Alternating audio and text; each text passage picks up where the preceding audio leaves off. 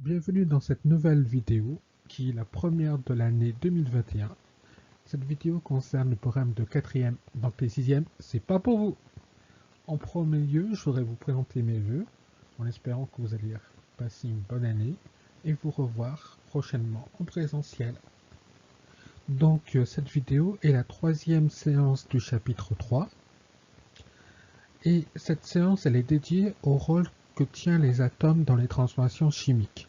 Et pour cela, nous allons commencer par visionner une vidéo très intéressante et très intuitive qui, au départ, va revoir toutes les notions qu'on a vues précédemment et introduire le rôle des atomes dans les transformations chimiques. Puis après, nous allons étudier un cas ensemble.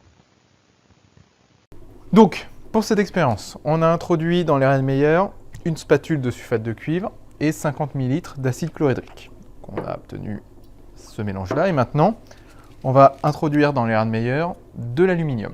Alors, pour mieux voir ce qui se passe, on va devoir éteindre les lumières et pendant ce temps, on va préparer la source de chaleur. J'introduis l'aluminium.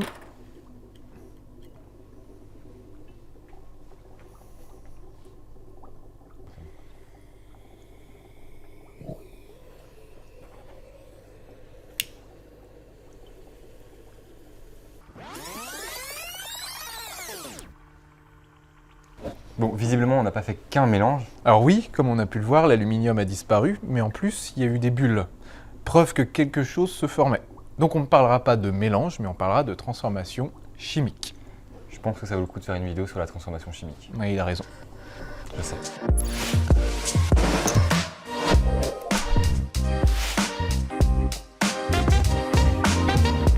Une transformation chimique correspond à la formation d'une ou plusieurs espèces à partir d'un ou plusieurs composés qui vont, eux, être consommés. Il faut bien la différencier d'une transformation physique. Lors d'une transformation physique, rien n'apparaît ni ne disparaît. Par exemple, si de l'eau solide devient liquide, ça reste de l'eau. Pareil, lorsque l'on dissout du sucre dans l'eau lors d'une dissolution, le sucre ne disparaît pas, il ne fait que se dissoudre dans l'eau. Pendant sa dissolution, le sucre est toujours là, les molécules de sucre ne font que se mélanger à l'eau. Les bulles que l'on voit correspondent à de l'air qui était piégé au départ dans le morceau de sucre. Donc là, le sucre est en train de se dissoudre dans l'eau. Attention, il ne faut pas dire que le sucre fond, parce que le verbe fondre renvoie à la notion de changement d'état. Ah oui, mais on l'a vu, c'est ça que la transformation physique, ça correspondait juste à la modification de la disposition des molécules ou des atomes. Oui, et lors d'une transformation chimique, vu qu'il y a des espèces qui sont formées, il va falloir que d'autres espèces soient consommées. Ah oui, c'est un peu comme en cuisine, quand on veut faire un gâteau, il nous faut des ingrédients, par exemple le sucre, le lait, les œufs. En chimie, on va donner des noms particuliers à ces espèces-là. Les espèces qui sont consommées, on va les appeler les réactifs. Oui, ce sont les réactifs puisqu'ils réagissent entre eux, Et les espèces qui sont formées, on va les appeler les produits. car ils sont produits lors de la transformation chimique. Donc c'est ça, une transformation chimique, c'est la transformation des réactifs en produits. On va noter ça de cette façon-là, avec la flèche qui indique le sens de la transformation. Prenons un exemple en cuisine où on a une brochette de tagada, un chamallow, et on forme une brochette de tagada chamallow. Donc les réactifs sont la brochette de tagada, le chamallow, et le produit est la brochette de tagada chamallow. Donc pour que la réaction puisse se faire, il faut qu'on puisse consommer à la fois des brochettes tagada avec un chamallow.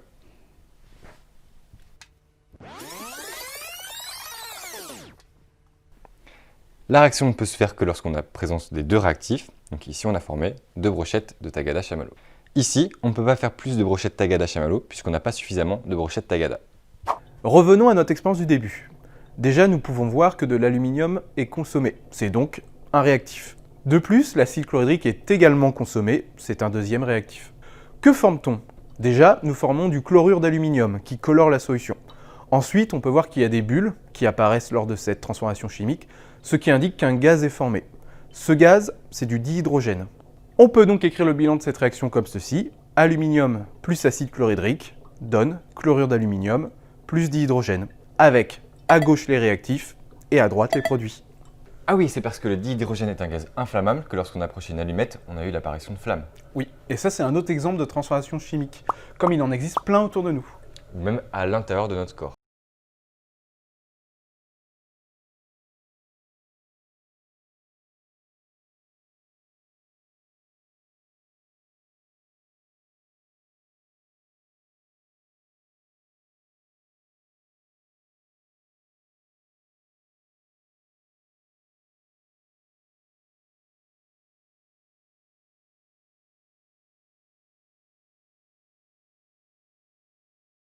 À partir de molécules simples et peu chères, généralement issues du pétrole, le chimiste peut, avec un ou plusieurs réactifs, créer des molécules plus complexes.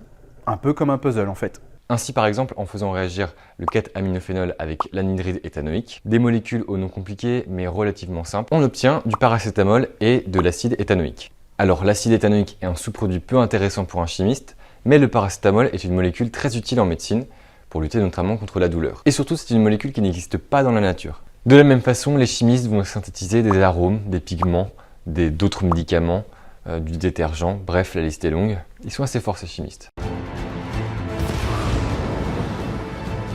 Maintenant que nous savons ce qu'est une transformation chimique, regardons ce qui se passe à l'échelle des molécules.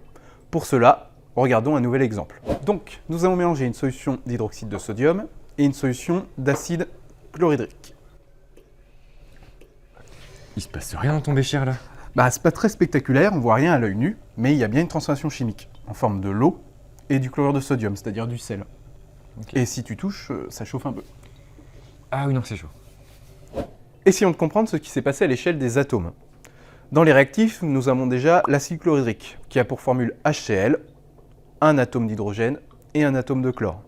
Nous avons également de l'hydroxyde de sodium, qui a pour formule chimique NaOH, un atome de sodium, un atome d'oxygène et un atome d'hydrogène.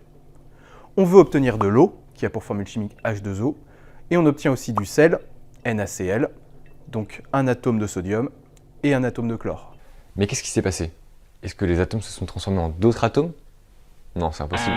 En observant bien, vous devriez vous rendre compte que les atomes avant la transformation chimique sont les mêmes qu'après.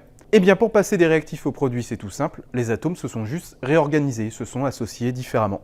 Par exemple, l'atome d'hydrogène est le même avant, pendant et après la transformation chimique.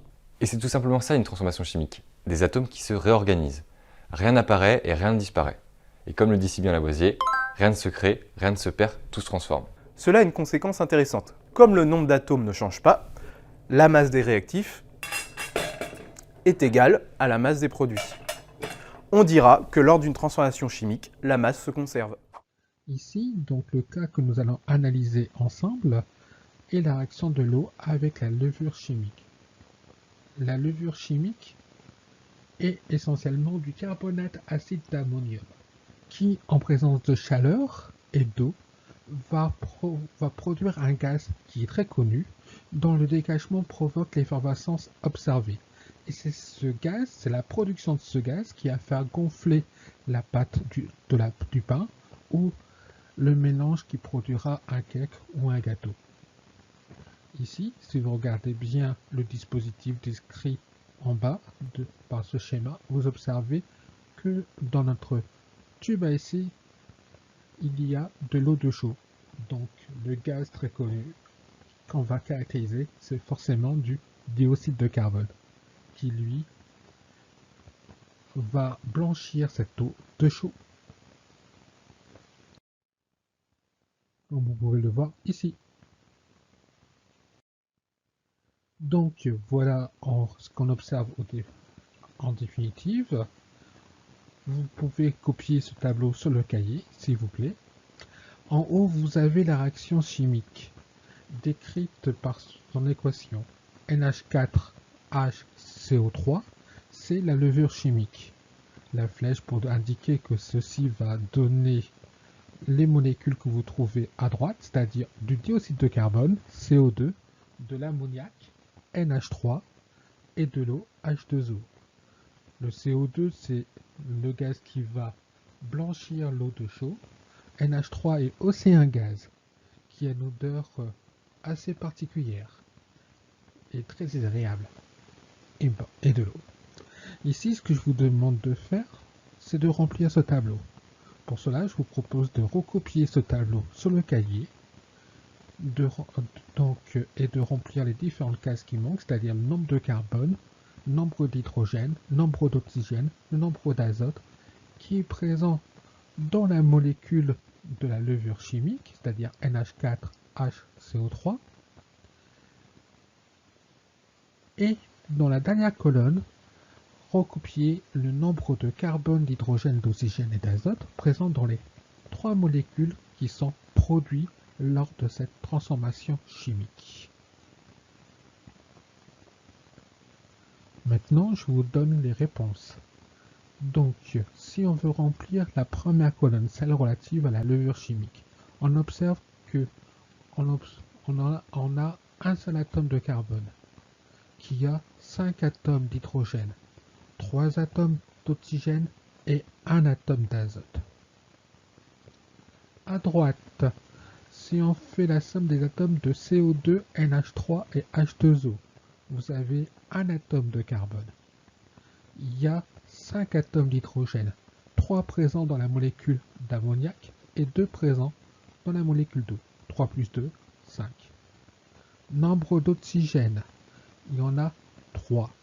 2 présents dans la molécule de CO2, dioxyde de carbone, et 1 atome présent dans la molécule d'eau. 2 plus 1, 3. Et le nombre d'atomes d'azote, vous voyez qu'il n'y a qu'un atome d'azote dans la molécule d'ammoniac, donc 1. Maintenant, si on observe ce tableau, on va répondre à différentes questions qui seront aussi à recopier sur le cahier. Vous voyez ici la suite de la trace écrite à laisser sur le cahier. Je vous propose dans un premier temps de recopier les questions et la conclusion en laissant 2 lignes entre la première et la deuxième question et 2 lignes aussi entre la deuxième question et la conclusion. Vous voyez que dans la conclusion, j'ai mis entre parenthèses 2 termes ou 2 groupes de termes qui sont contradictoires. Je vous propose, s'il vous plaît, de bien écrire les 2 propositions. Voilà. Puis, après, comme vous aurez fait ça, vous répondez aux 2 premières questions et dans la conclusion, vous choisissez le groupe de termes qui vous semble le mieux. Là, je vous propose donc de mettre la vidéo en pause, de faire ces 2 étapes, parce que là viennent les corrections. En comparant pour chaque type d'atome le nombre présent de chaque côté, que constates-tu? De part et d'autre de la flèche, on observe les mêmes nombres d'atomes pour chaque élément. Si vous regardez bien le tableau, vous avez de part et d'autre de la flèche un atome d'azote, 3 atomes d'oxygène, un atome de carbone et 5 atomes d'hydrogène. Donc de part et d'autre de la flèche, c'est-à-dire au départ de la transformation chimique et à la fin de la transformation chimique, vous avez les mêmes atomes dans les mêmes quantités. Que se passe-t-il donc durant une transformation chimique? Il se passe que les molécules présentes au départ se détruisent en libérant les atomes les constituant. Ces derniers se réorganisent en d'autres molécules. Conclusion. Durant une transformation physique, les molécules restent les mêmes ou se détruisent? Eh bien, les molécules restent les mêmes dans une transformation physique. Elles gardent ou changent d'organisation. Elles changent d'organisation. Par exemple, une transformation physique, ça serait la fusion de la glace. Au départ, vous avez de la glace, c'est-à-dire des molécules d'eau à l'état solide. À la fin de la fonte, vous avez de l'eau à l'état liquide. Si on regarde la nature des molécules, au départ vous avez de l'eau, et à la fin vous avez de l'eau. Donc les molécules sont restées les mêmes. Par contre, ce qui change, c'est l'organisation du départ et de la fin. Au départ, vous avez une organisation solide, donc compacte, avec une organisation à la fin qui est liquide, c'est-à-dire désorganisée.